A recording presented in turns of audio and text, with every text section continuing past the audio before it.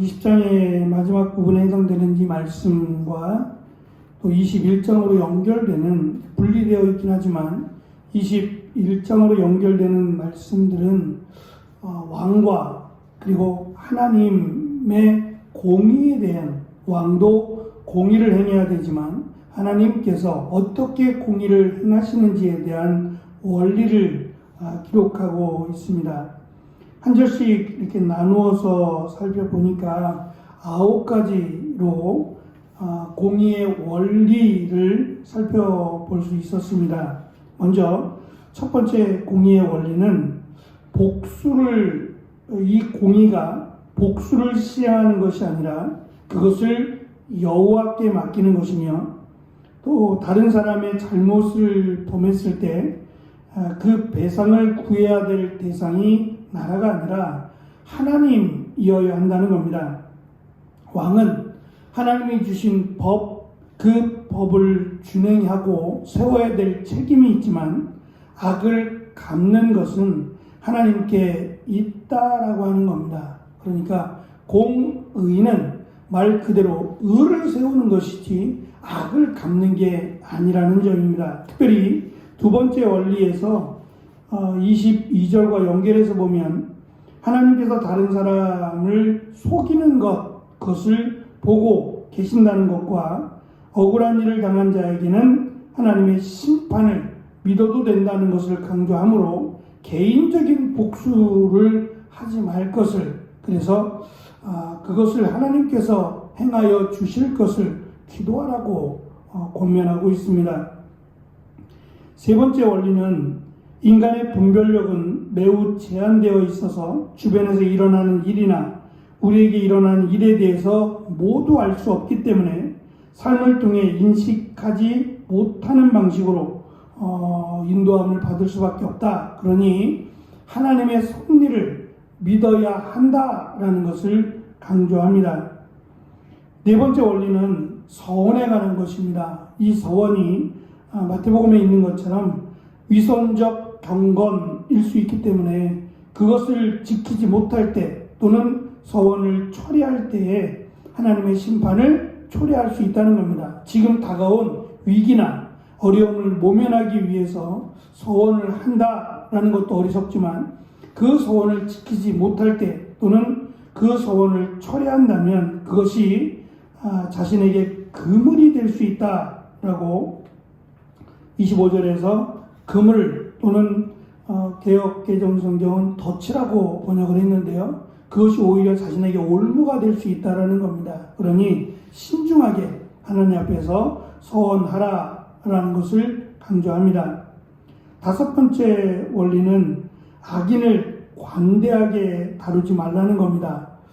특별히 마지막 절에 가면 9번째 원리에서 왕은 누구에게나 30절의 내용은 대상을 기록하고 있지 않지만 왕에 대한 부분이라면 왕은 마치 자신의 자녀 또는 가족들에게도 단호하게 악에 대해서 심판할 수 있어야 된다라고 하는 원리를 제공하므로 특별히 악에 대해서 관대하게 처분하지 말 것을 강조합니다.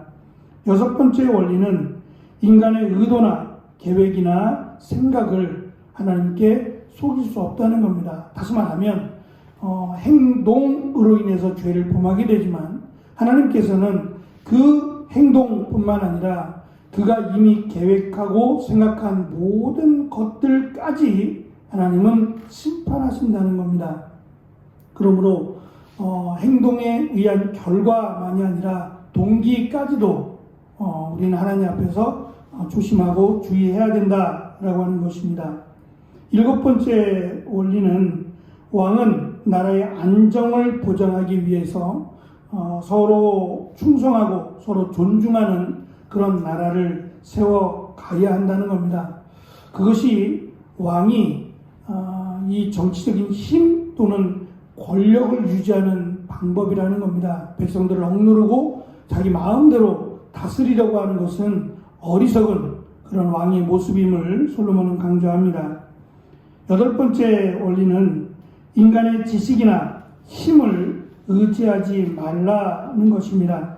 29절의 말씀은 젊은 자의 영화는 그 힘이요 늙은 자의 아름다움은 백발이니라 라는 설명을 했는데, 사실은 이 29절의 번역은 어렵다라고 합니다. 왜 그러냐면 당시에 사용되던 속담이나 이 압축된 말을 잘 이해하기도 어렵고요. 또한 이 단어 하나가 이 말 그대로 히브리어는 이 모음에 해당되는 점이나 이런 것들로 인해서 오가 되기도 하는 그런 언어이기 때문에 이 29절 자체는 번역 자체가 참 어렵다라고들 이야기하는데, 어쨌든 내용은 그렇습니다. 사람의 힘, 사람의 지식 또는 사람의 능력을 의지하지 말라는 겁니다. 다시 말하면 주변 국가들이 강하다고 해서 그 국가들에게 손을 벌리거나 또는 국가들의 그 이방 국가들의 다스림이나 또는 그들의 요구에 응낙하지 말라는 겁니다. 하나님이 그들을 다스릴 것이고 하나님이 통치하실 거라는 거죠.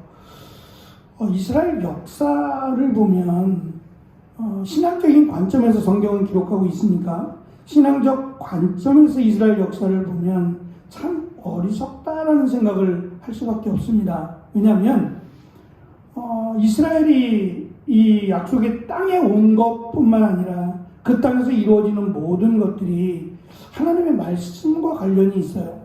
하나님의 말씀을 지키면, 또 하나님의 말씀에 순종하면 하나님이 그들을 열국의 나라가 되게 하겠다고 말씀을 하셨거든요. 근데 그것을 믿지 못하고 결국 자신들의 힘을 키우려고 하거나 아니면 오늘 이 공의의 원리에 어긋나게 자신들이 스스로 권력을 차지하기 위해서 힘을 키우다가 멸망한 나라가 이스라엘이기 때문입니다. 하나님의 말씀대로 순종했더라면 이스라엘은 주변 국가들의 눈치를 볼 필요가 없어요. 이 앞에 솔로몬 앞에 다윗만 해도 그가 공의로운 왕이었다 또는 하나님 말씀에 절대적으로 순종한 왕이라고는 말할 수 없지만, 그래도 역대 이제껏 이스라엘 백성들을 다스렸던 그런 통치자들, 특별히 사사들의 모습들과 비교해 본다면 그래도 다윗은 하나님의 말씀에 순종하고자 노력했던 왕이었죠. 그때가 물론 솔로몬이 조금 더 이 확장된 나라를 갖고 있었지만 이 다윗이 이제껏 이스라엘 역사 가운데 가장 큰 나라를 다스렸던 이유는 다윗이 대단해서라고 말하기보다는 다윗이 하나님 앞에 순종하고자 노력했던 왕이기 때문이라고 성경은 우리에게 가르쳐 주거든요.